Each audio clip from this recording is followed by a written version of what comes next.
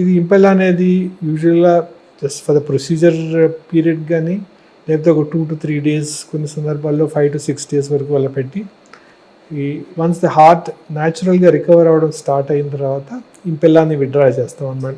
ఎక్కడి నుంచైతే పంపించారో అక్కడి నుంచి తీసేస్తారా మళ్ళీ? So then the heart will function on its own అన్నమాట. ఇది గ్రాడ్యువల్‌గా విత్‌డ్రా చేస్తాం అన్నమాట. ఫస్ట్ ఇనిషియల్‌గా 70% ఉండిన తర్వాత 50% రెడ్యూస్ చేస్తాం ఫ్లోస్. తర్వాత 25% ఫ్లోస్ రెడ్యూస్ చేస్తాము. Once the heart pumping takes over, will withdraw the Impella అన్నమాట.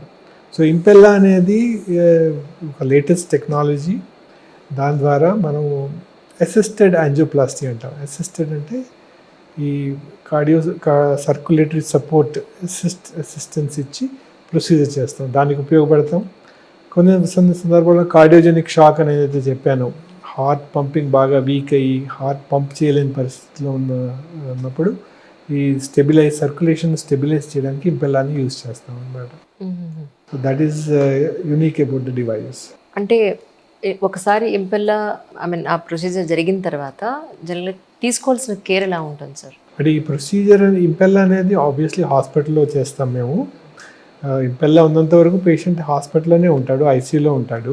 వన్స్ ప్రొసీజర్ అయిపోయిన తర్వాత, ప్రొసీజర్ సక్సెస్ఫుల్గా అయిపోయిన తర్వాత, హార్ట్ నిలదొక్కుని హార్ట్ పంపింగ్ ఇంప్రూవ్ అయిన తర్వాత ఇంపెల్లా విత్‌డ్రా చేస్తాం.